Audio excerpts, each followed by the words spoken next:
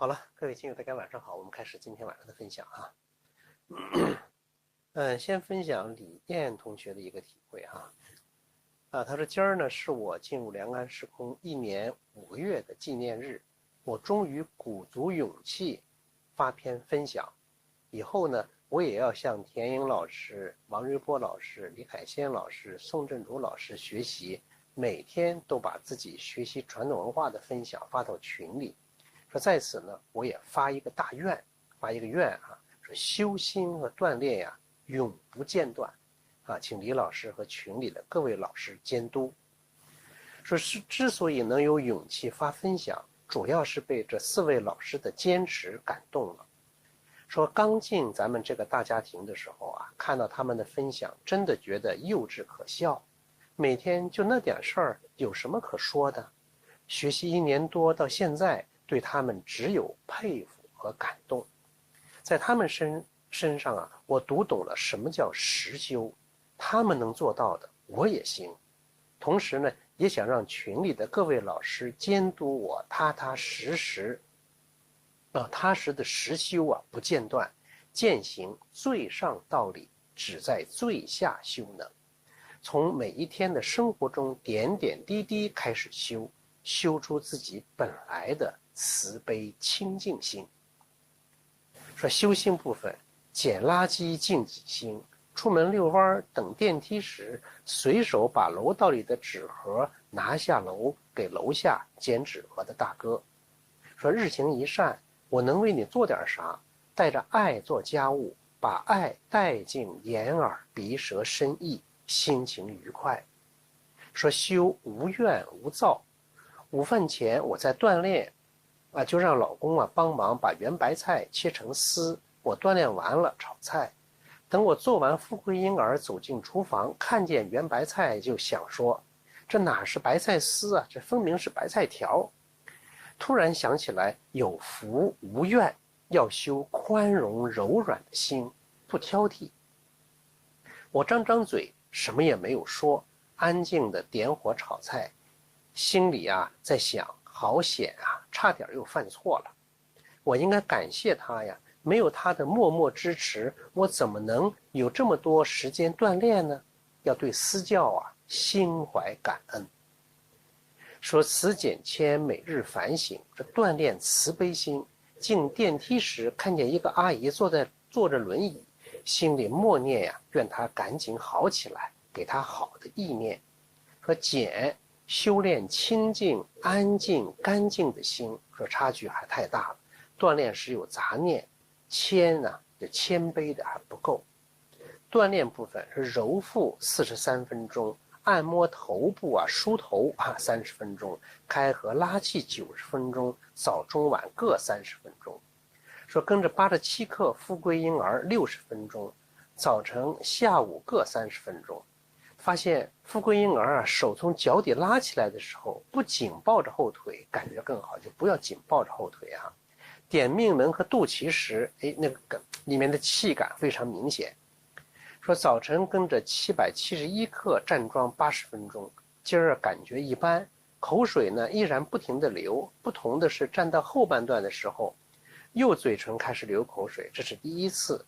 平时呢就是左边有说杂念呢比平时多，还是不够减，这早晨锻炼的时候说觉知到用心息相依领回来，能保持丹田呼吸能保持丹田呼吸就很不容易了因为今儿决定要把分享要发到群里，总忍不住的捋词儿，就是这个词看写的好不好，应该是这样的说晚上听课772，我藏好了。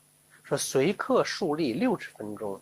说李老师这个心法好，我想起小时候和哥哥玩藏猫猫躲在被子里的感觉，立刻心神相交进入丹田里，心安静下来，全世界都安静了，口水一直流个不停，丹田处暖暖的，眼前一片黑暗，都躲进身体里去了。偶尔呢，我去拉心神，马上觉知到心息相依再把没走远的心拉回来。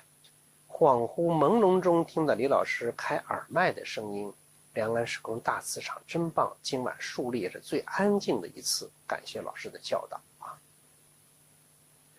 那今天的这个分享呢，我跟大家就李岩老师分享这个他自己的一些感受，还是为什么他要在群里去分享自己每一天实修的这样的一些体验。然后今天我的分享呢，也结合着林安同学的这个分享来说哈，大家可能看到了分享的这个题目说，看似幼稚可笑，实乃至真至妙。说莫贪大彻大悟，切记点点滴滴。林安同学他就讲他说他的鼓足勇气，因为受到那4位老师啊，田英老师、王瑞波老师、李海鲜老师、宋哲老师，受他们的启发，也受他们的感动，可能每一天都在群里分享自己看似就是幼稚可笑的这样的内容。因为当然我看到李安同学分享的这个说开始进群里的时候，看到每天这么点事有什么可说的呢？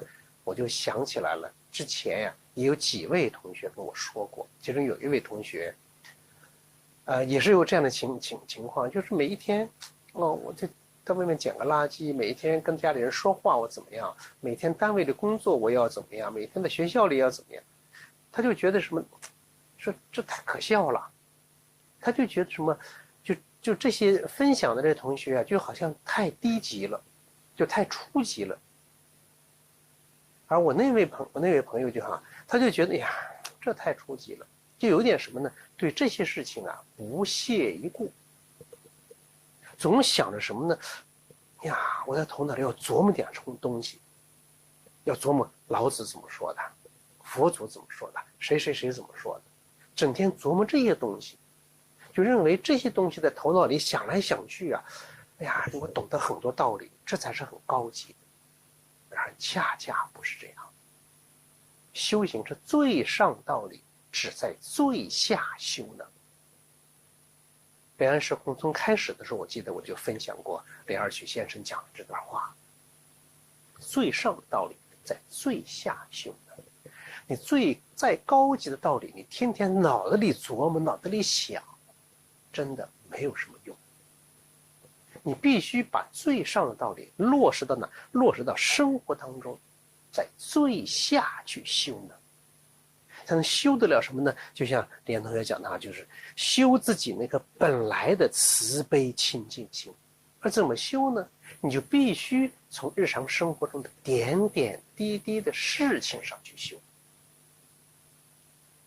你在这空想自己的心，在脑子里制造出一种观念，制造出一种状态，你迷进去，哪怕你想的再美妙，它和我们的生命活动几乎是没有关系的。我真的很高兴在梁安时空我们这6年的时间，有很多朋友确实认识到这样一个问题，然而的确还有很多人没有认识到。就像我前面分享的那些内容，说又多了一个马甲，这是什么意思呀？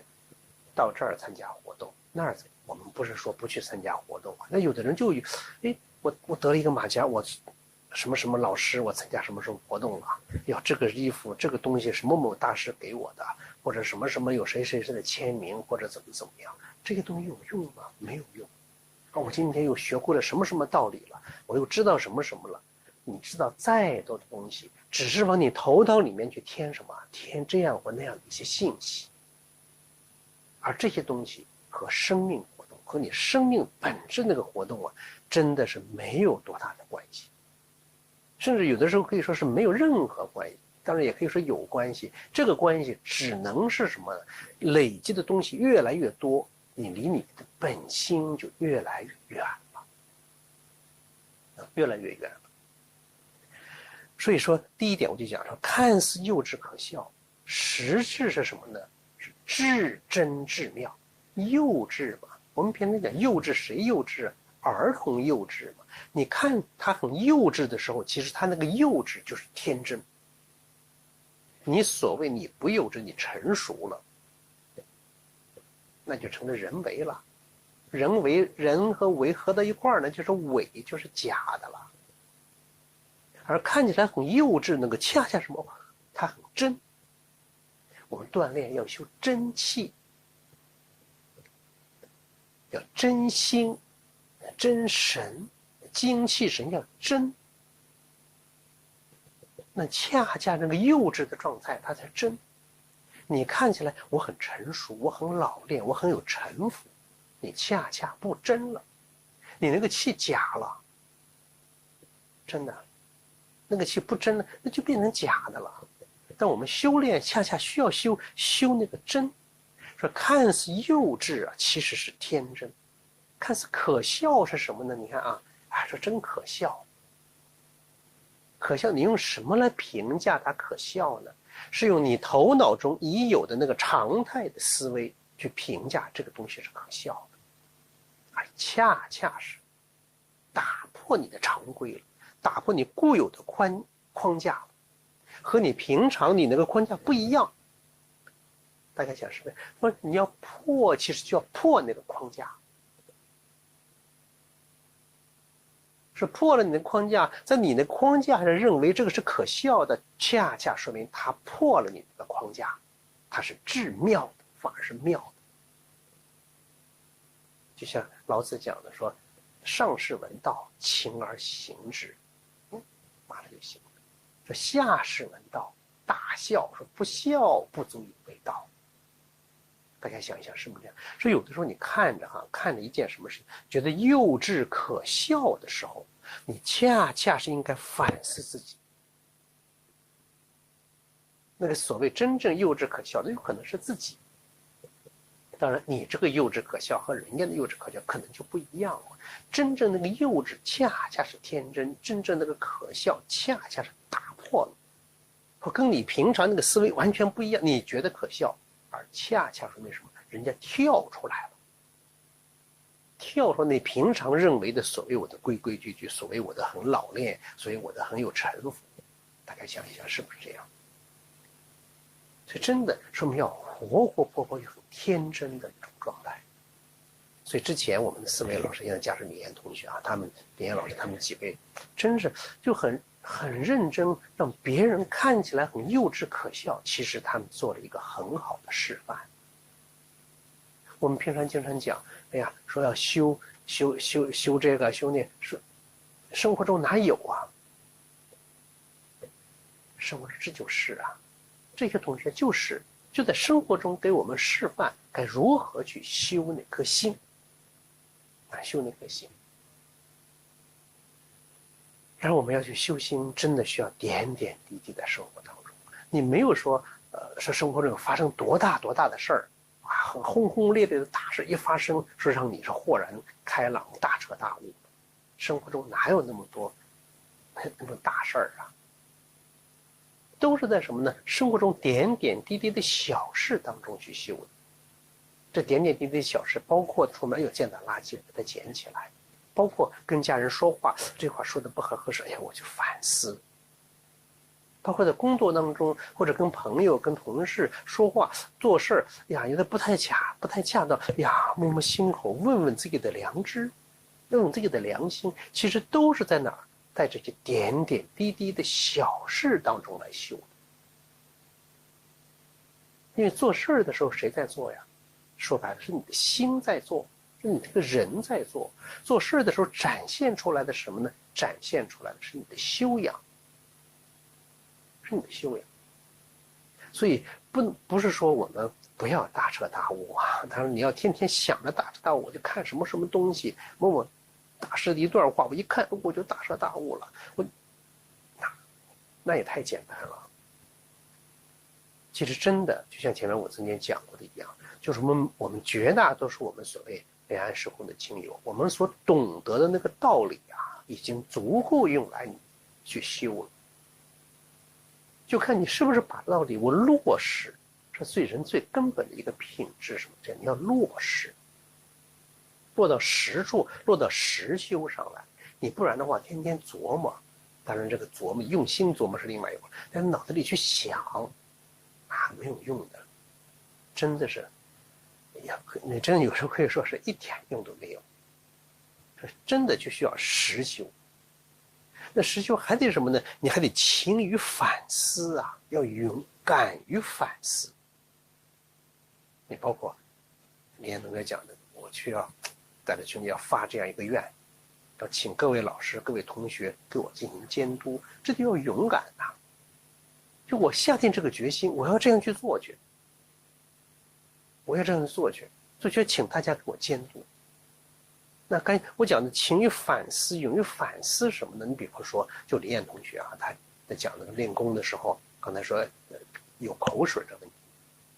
那前不久我见过他一次，见过他的时候呢，还有几个朋友一块聊天的时候，我就讲了，就是原来有一位同学，马来西亚一位同学说练功非常锻炼，站桩往那一站，状态非常非常好，口水流得很长，他都不知道。就是那位同学就讲了这个例子，真的，我说那个同学口水，他说我的口水也流得很多，我就问他，你就要流口水自己知不知道？他说当时说我不知道。哎，完了之后第二天，哎，结果第二天第三天又给我发了个信息，发了信息就说什么呢？哎呀，说老师，说我这个要反省自己，说其实我流口水啊，有时候不知道，但有时候是知道的。说当时你问我知不知道的时候呢，我就很骄傲、很自豪的，就好像要说明我自己也很安静啊，我就说我不知道。那其实他有的时候的确也是不知道，但有时候是知道的，所以他就马上就反思自己，就给我发了个信息，好像跟我道歉一样，说老师，其实，哎呀，你看我那也是虚荣啊，就表现我也不知道，我状态很好啊。你看，他能够很诚恳的、就认真的反思，从这一点上去反思，那就说明真的他的锻炼是由心而发的。所以虽然才学了1年多的时间，而且其实就是练了这么点内容，学了1年多的时间，可他进步可是非常非常大。你后面他讲的自己树立真正是能进入丹田安静下来，说全世界都安静了，口水一直流个不停，丹田处啊暖暖的，眼前一片黑暗，就躲到身体里去了。而且前面好像我记得见过前面还有一个分享，他就说往那一站桩的时候，说安静进到里面之后，真的听到外面有声音，但声音和你是有距离的。就我曾经讲课中讲过这样一种内容啊，那就是他能有感受到了，感受到。而我们很多同学锻炼了很多年，锻炼很多年，可能都没有真正的静下来，练了很多年，那个状态可能还没有他的状态好。为什么呀？真的，你用心不用心？有的时候你锻炼每天都坚持，可能坚持了很长时间，那么这个锻炼可能还在头脑里，在头脑里练。你锻炼的你不够安静，你不够专注，练再多年也没多大用。你锻炼用心去练，你真正能静下来了，哎呀，你就马上就能起到意想不到的作用。那意想不到的作用。前不久我见他的时候，因为去年的时候在一起锻炼的时候，大概是11的时候，他很瘦，好像是80多斤啊，很瘦。哎，一下子长了，我忘了，大概是10几斤、20几斤长到100斤左右了。就你看起来整个人的精气神就变得不一样了，变得不一样。有锻炼，更重要的是内心的调整。你比方说，让自己锻炼，让先生给他切菜，那你让他切成丝儿，结果切成条了，可能他不太会切。那要搁平常过去呢，那肯定嚷嚷起来了。而现在呢，不是这样，那个条和丝儿没有太大的区别啊。那关键是自己什么呢？呀，心里柔软了，有包容心了，心里柔软了，包容了，就有爱了。而且感谢什么呢？自己锻炼有这么多时间锻炼，不就因为先生支持他，有了感恩的心，有了爱了，所以叫用爱护生命。身体里面爱多了，充满了爱了，就护自己的生命了。但同时呢，也护先生的生命，也护这个家的生命。说一人修行，全家受益，真的是这样真的是这样。所以通过李艳同学这个分享我在这也跟大家就讲这么几点就是说，你看，看似幼稚可笑，实则什么？至真至了。说你不要去贪图什么，不要大彻大悟，当然，我们最终是要这样啊。当然，你想要达到那个目的，你就需要什么？从点点滴滴修起，最上的道理是在最下修的。同时，你还有什么？勤于反思啊，勇于反思。你真的要勇敢的，就针对自己的问题去做。就点点滴滴小事上，我真的要去这样去做去，不能是单单头脑里面明白这个道理。哎呦，老师说的对呀，古圣先贤讲的都很有道理，他讲的有道理那是他的事儿，你这个道理落没落实到你身上，那又是你的事儿。我们经常会说，哎呀，说我学什么什么了，这是谁谁谁教我的啊？什么什么什么，我的老师是如何如何，老师再怎么如何如何，你得问你如何如何了没有？那你要如何如何的话，那你就必须是怎么样的？你要学老师那样，他也是点点滴滴修起来的。你不能说挂着老师的名号，我也怎么样，那不是那么回事儿。你真的要学老师，你要学老师他是如何一点一滴的修起来的。那我也这样去做，那才能够行。所以有的时候我们不要怕别人说你幼稚可笑。幼稚是天真，可笑是摒弃了那所谓那些固有的那些观念，固有的那个参照系，我到了一种灵动的那个状态。你看那小朋友平常不就是幼稚可笑吗？恰恰他的幼稚可笑展现出了那个天真之性。我们修不就是要修天真？说人天和谐，你要和天，你得真了才能和他和谐上。天他没有伪装啊，他自然的。人有了伪装了，不自然。你要想修天人合一、天人和谐，那你就必须是真，没有别的东西。你很真诚，你有了这个真，你自然和天就合到一块儿去了。你不用想，你像那小婴儿、小幼儿，他想天人合一了吗？他没想啊，他想了就不对了。他本身生命就呈现出了那种真的那种状态。大概想是不是这样？所以我们就呈现出那种真的状态，在哪儿呈现呀？在生活中一点一滴的小事中去呈现。当然，我们锻炼的时候也是这样。好，我们现在起来一起来锻炼哈。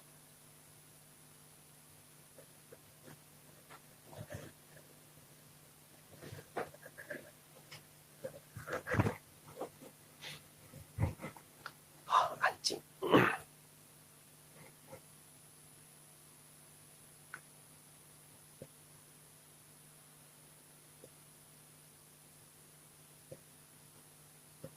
安静。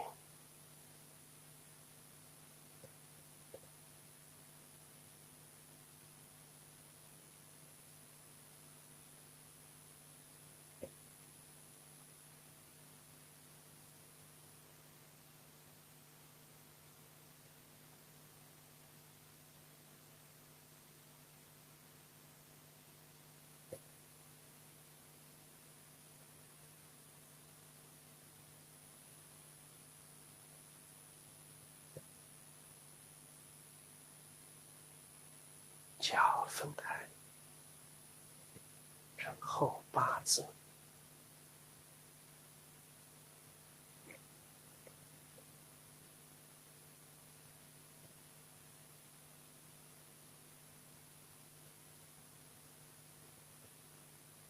两臂慢慢上抬，安静。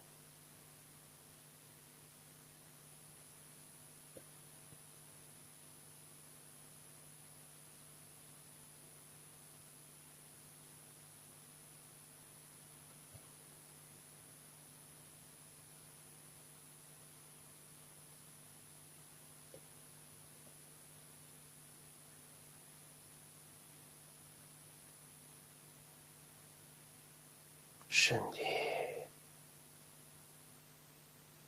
微下蹲，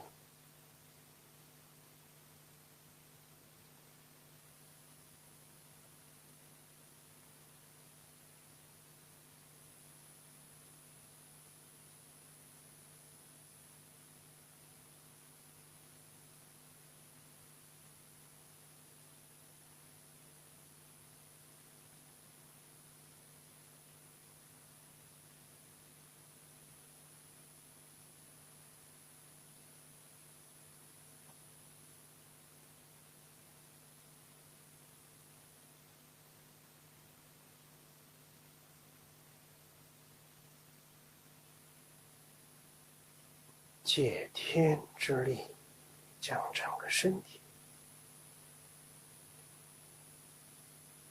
放松到虚空之中。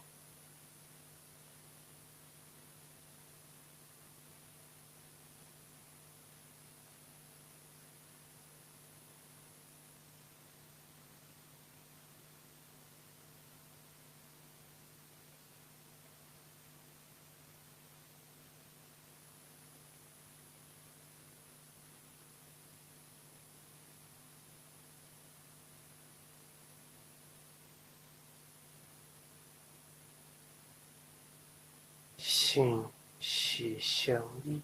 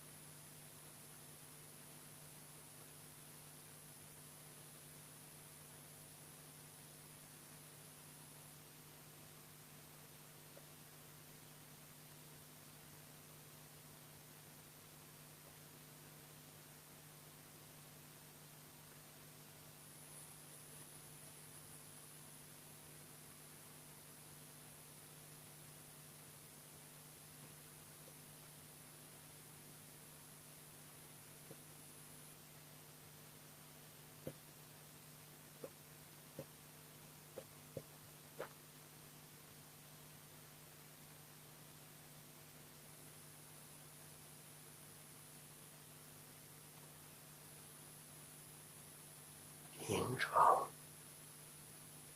我们的头脑都和外面的社会、外面的世界连接，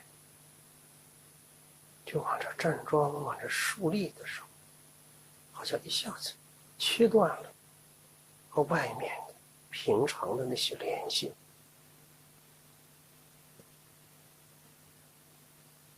那颗心呢，回到身体里，建立和生命的连接，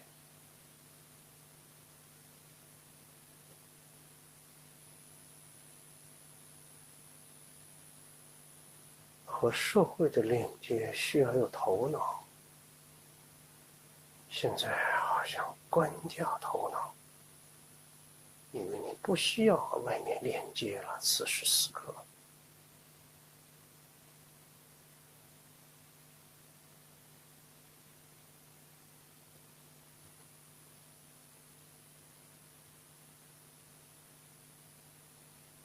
连接生命，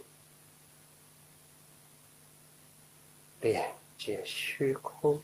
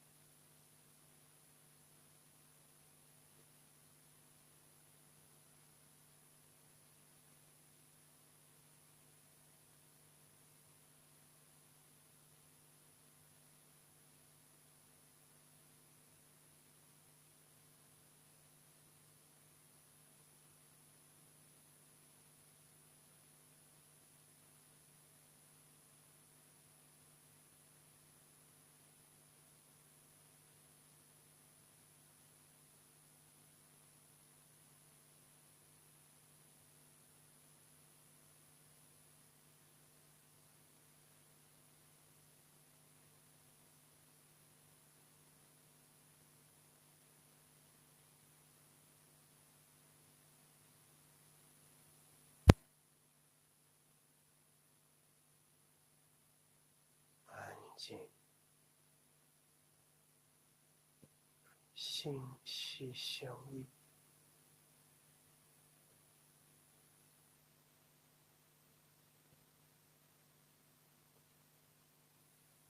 每当心走了，有所谓杂念，就马上有觉知，心息相依，用那个自然的呼吸，把心收回来。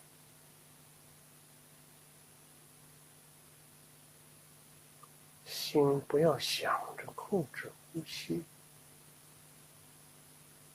心只是随着呼吸。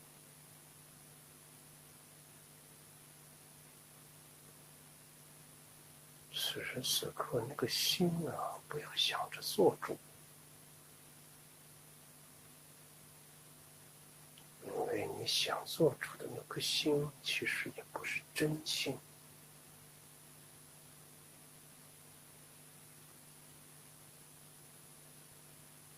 只是随着自然的呼吸，那个呼吸是自然的，是真的，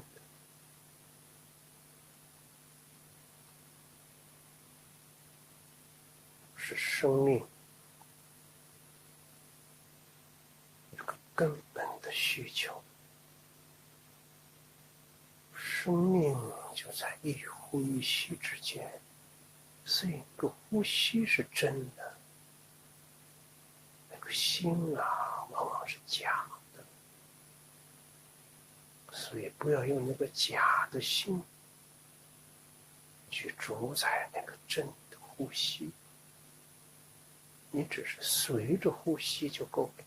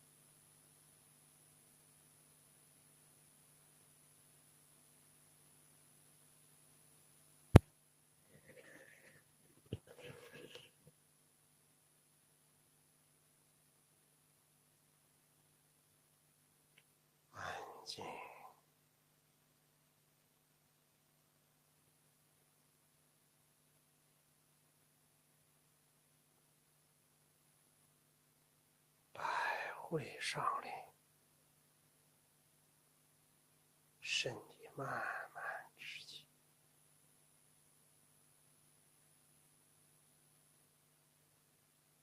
脚慢慢合拢，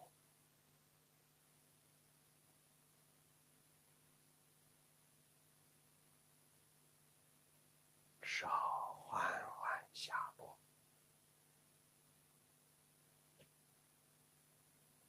重叠在肚脐上，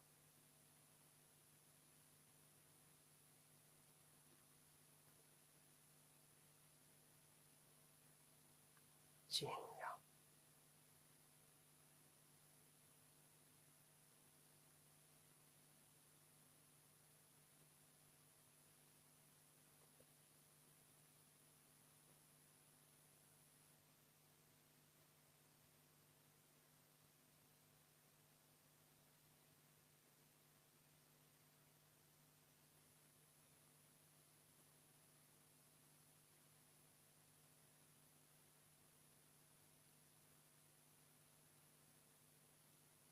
两手分开，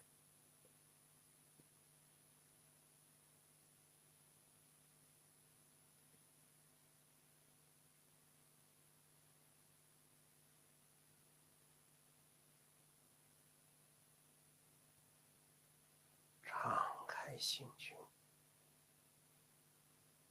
张开怀抱，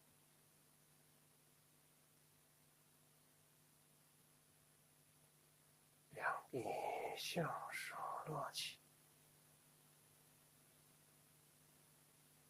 就好像没有肌肉，没有骨骼，拉起的不是胳膊，而是半径。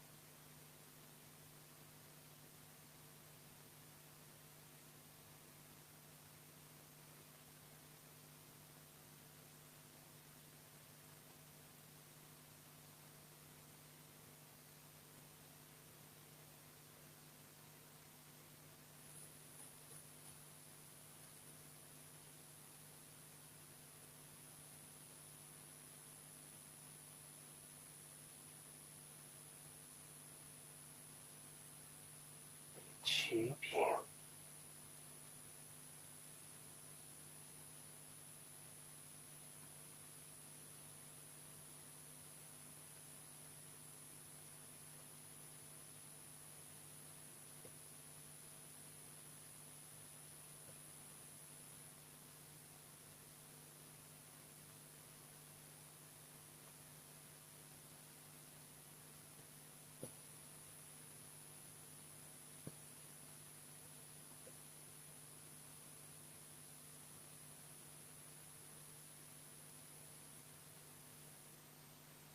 肩平，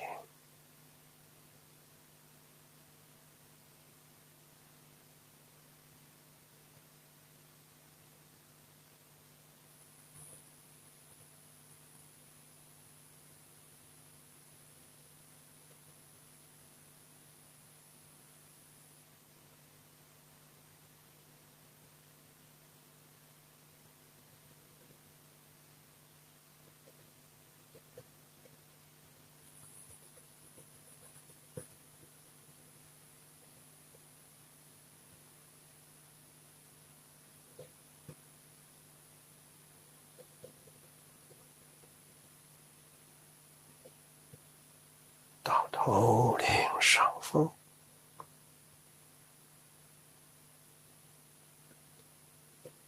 停留一个呼吸中，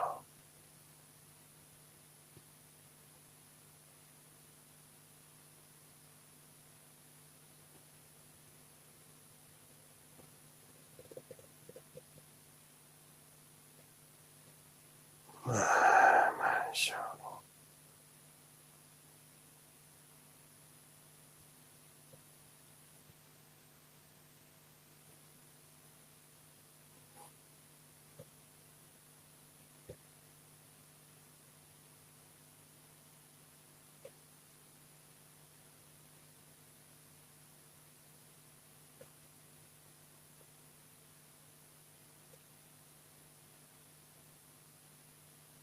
经额头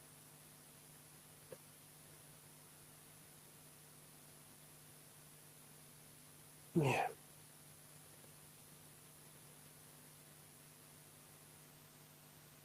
爱抚生命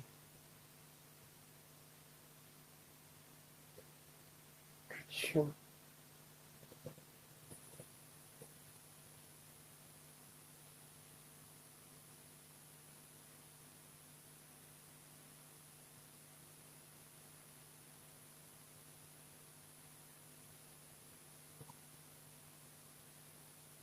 之腹，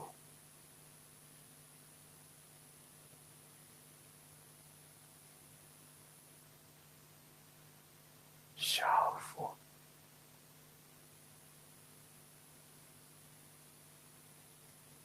富贵inn乐，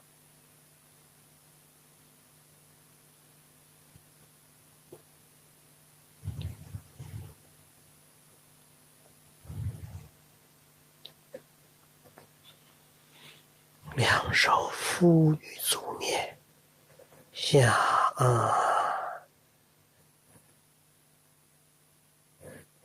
上提，下上提，下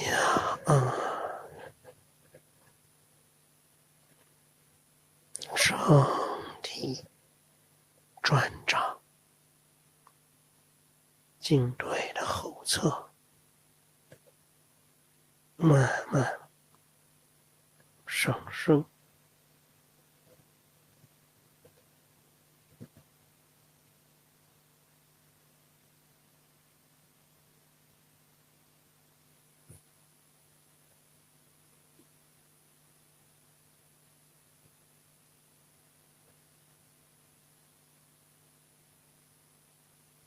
是你们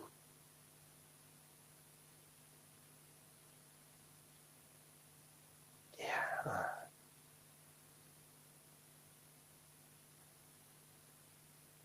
手向前，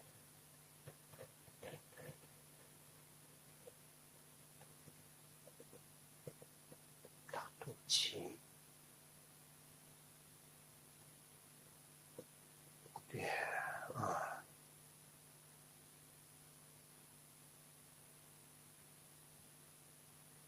两手重叠在肚脐上，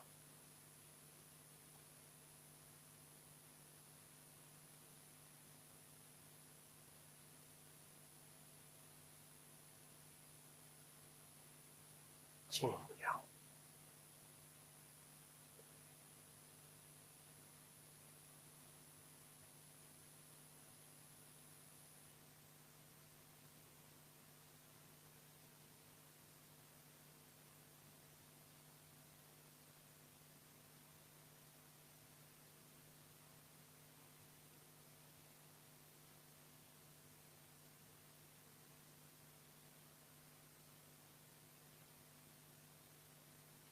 好，我们静坐静养。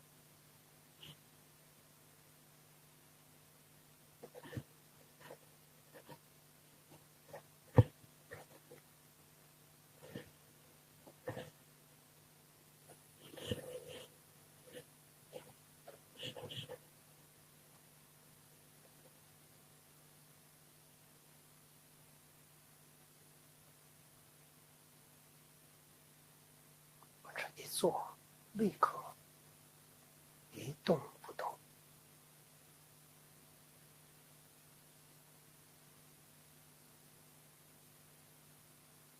精神内守，心系相依。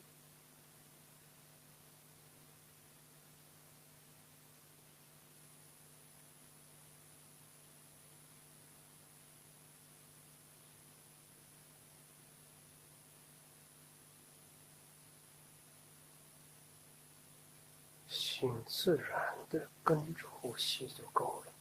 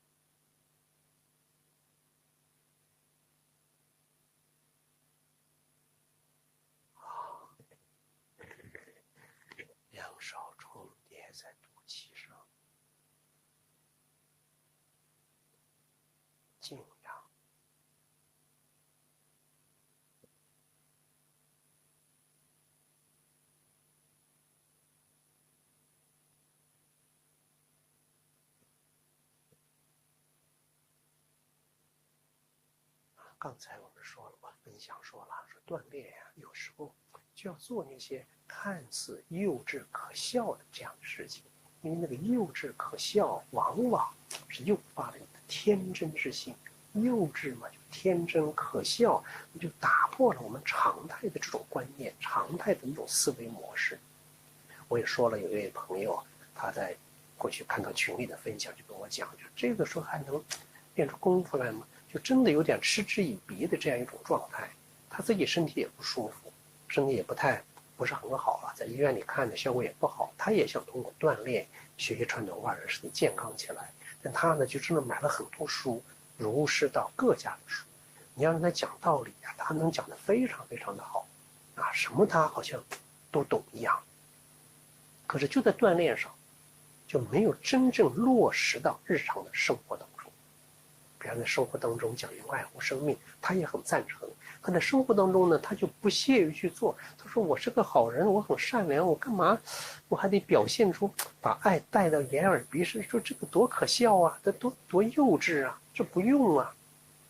说捡垃圾啊，干什么？说捡垃圾就能净几星了吗？他不去实践，不去做一下，他就单凭空想。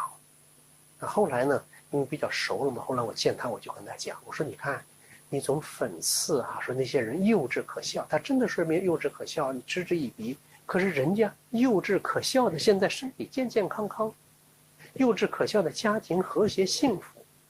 我说你呢，你很成熟，多识多直，啥都懂。可是呢，身体一天不如一天，不如以前健康了。你家庭经常吵架，不如还没有变得那么和谐幸福。我说那你想一想，是幼稚可笑好呢，还是你这成熟稳重多知多识好呢？